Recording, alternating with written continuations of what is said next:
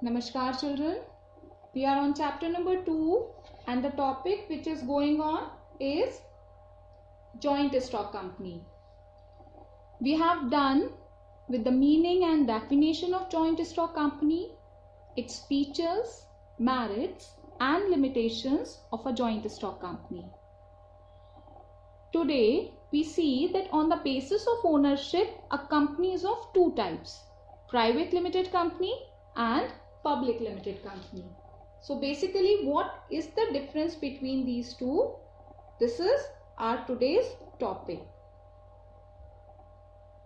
So first point, in the private limited company is given that it can issue shares to closed group of persons.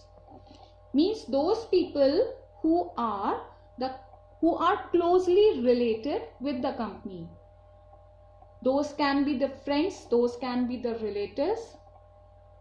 Only those people can be the shareholders in a private limited company. But in case of a public limited company, it can issue shares to public at large.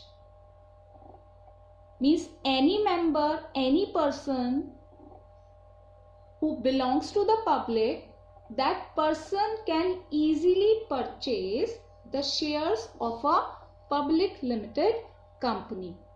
There is no restriction on them. The second difference is given there in the private limited company, that there must be minimum 2 shareholders.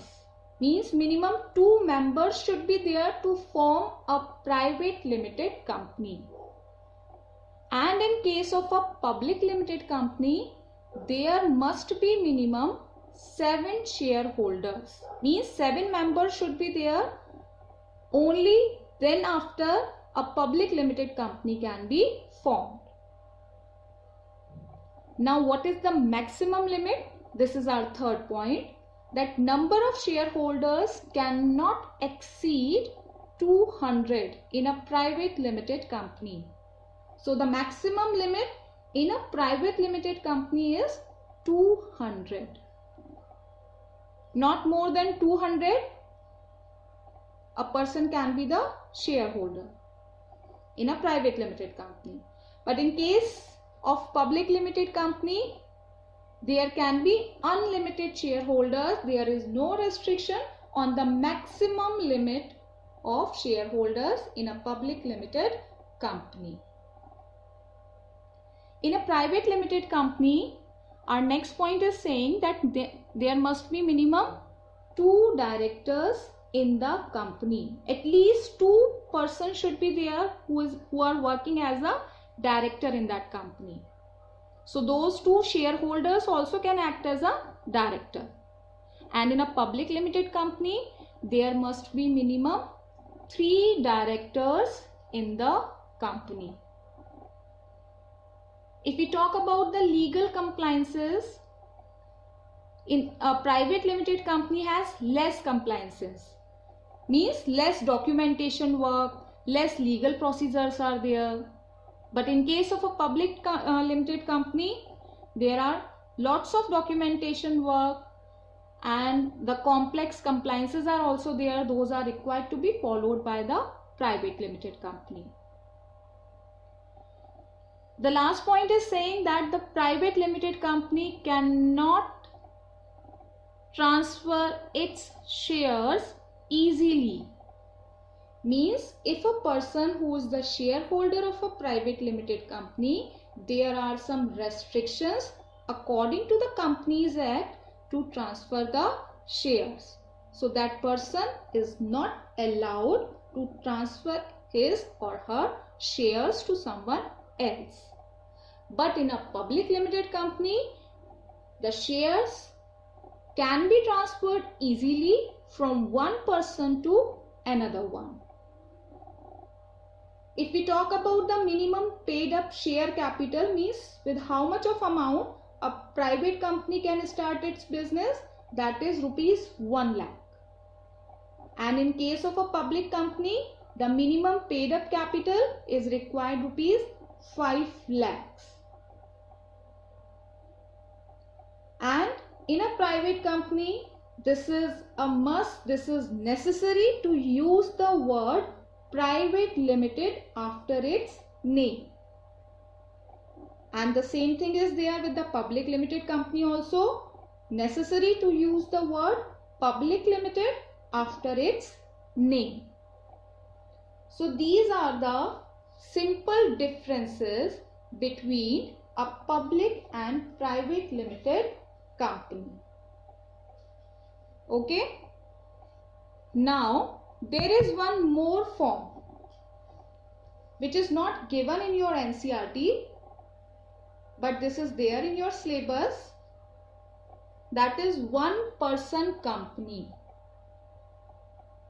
The Indian Companies Act 2013 introduces a new type of entity, means a new type of organization, that is a one person company, OPC.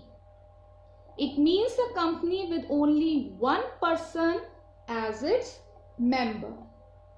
So it is a private company which can be incorporated with one member only. Formation of one person company requires minimum of one director and one shareholder, and the same individual can be the director as well as the shareholder of the company. So a single person can set up a company on his or her own. However, as per the rule 1, section 3(1) is there of the Companies Act 2013, it provides that only a natural person who is an Indian citizen and resident in India shall be eligible to incorporate OPC, that is one person company. Why the government has given this kind of permission? Because the business with the small scale operations either have to operate as sole proprietorship or to form private limited companies. So in order to make the unorganized sectors, means a single person can also form a company. To make this type of comfortability, a special bill, the Companies Bill 2012 was passed in the Lok Sabha for the establishment of one person company. So it was introduced by the Companies Act in 2013. An Indian citizen, that person should be the resident in India only if he or she stays in India for a minimum period of 182 days. That person can easily form OPC, one person company. So it must have only one person at any point of time and may have only one director. The company and the shareholders are two different entities for all purposes. Means the company is known as an artificial person and the owner has the separate legal identity. And the perpetual succession means in case of death or inability of the main member to continue, the nominee can be appointed by that shareholder and that nominee becomes the main member of the OPC. But in case of the absence of the nominee, in this situation, the company cannot do its task further. Okay, here the minimum ₹1 lakh is required as a share capital to incorporate OPC. This is a very easy form to incorporate and operate because minimum paperwork and very few compliances are there, and the person who is working in the company, that person have the limited liability also. So that's why this is also one of the good form of organization to start up a new business. Now this is our chapter number 2.